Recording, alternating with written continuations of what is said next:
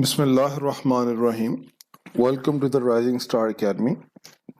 Today we are going to learn about the basic trigonometry. So let's start. Here we have a cosine positive value. So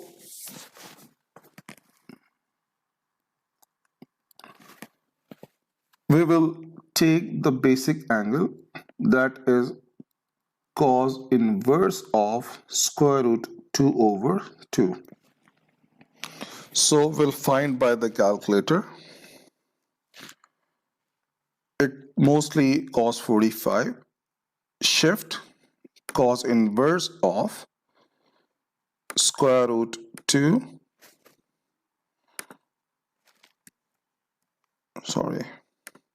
That would be cos inverse of square root of 2 over 2.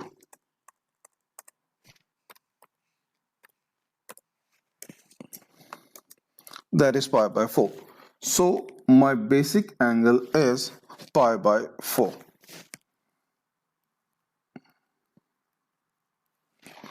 Now, in the next step, we'll check where the cos having the positive value, because it having a positive sign with it. So here we can see that in first, because all are positive, and in the fourth where the cosine value is positive. So the cos is positive in the first quadrant as well as in the fourth quadrant. In first quadrant there is no change in basic angle, so alpha would be equals to x, and for fourth quadrant we need to subtract alpha or basic angle from pi. Okay, so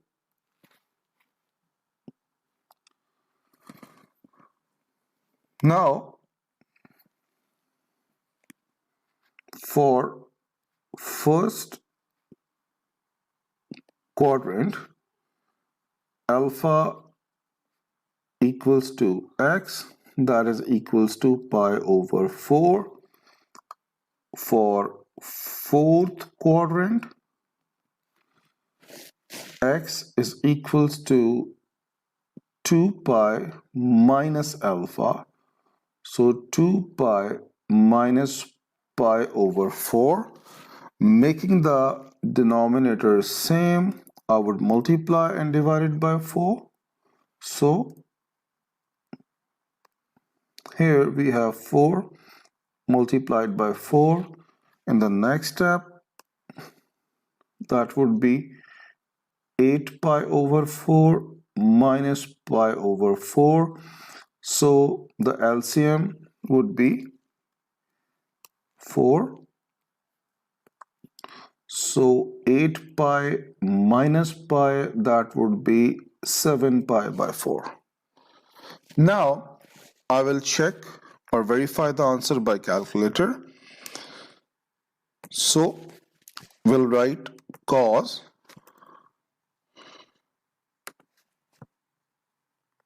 shift with pi divided by 4. So here you can see the answer. Now the next is 7 pi by 4. So cos 7 shift with pi,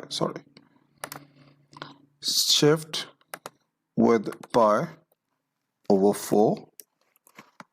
So the answer is same. Answer is verified now. Move to the next problem.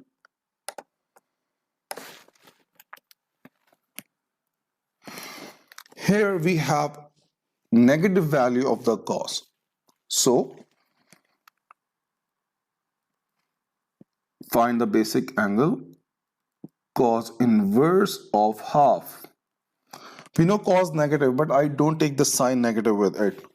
So verify or find the basic angle from the calculator. Shift cos inverse of 1 over 2. It would be pi by 3. So the basic angle is pi by 3. Now we'll check where, in which quadrant the cos is negative. So if in the first and the fourth quadrant the cos is positive, it means so in second quadrant and in the third quadrant the cos is negative because the sine and the tan are positive. So I will subtract the basic angle from pi and I will add the basic angle into pi. Let's see.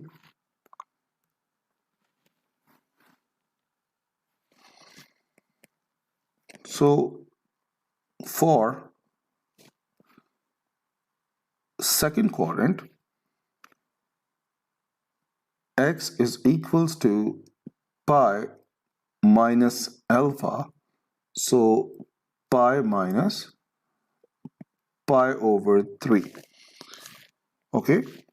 So if you use the calculator to find the answer, so you can also use shift with pi, then negative, fraction sign, shift with the pi over 3. The answer is 2 pi by 3.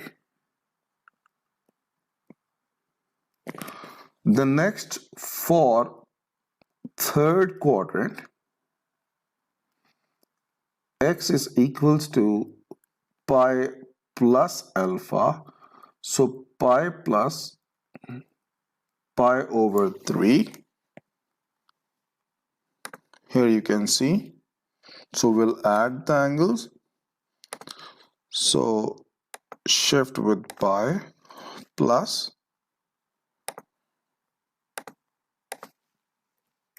pi over 3. The answer is 4 pi by 3. Now I will verify the answers by using the calculator. 2 pi by 3 and 4 pi by 3. The answer should come negative half. Okay. So cos of 2 pi over 3. Can you see the same answer? That is negative half. Now the next is cos of 4 pi over 3. Yes, negative half. So it verifies that our answers are correct.